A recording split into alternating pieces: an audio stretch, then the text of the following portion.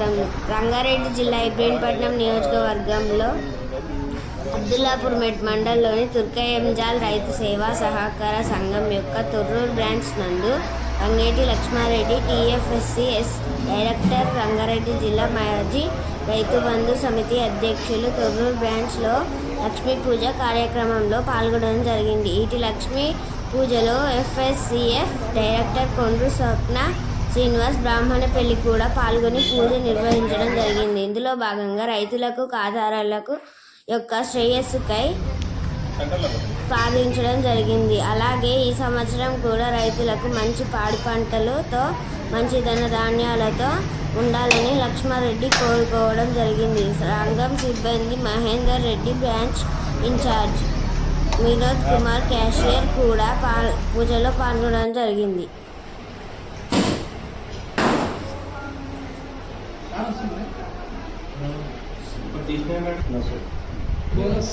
Bonus కావాలని అడుగుతుంది.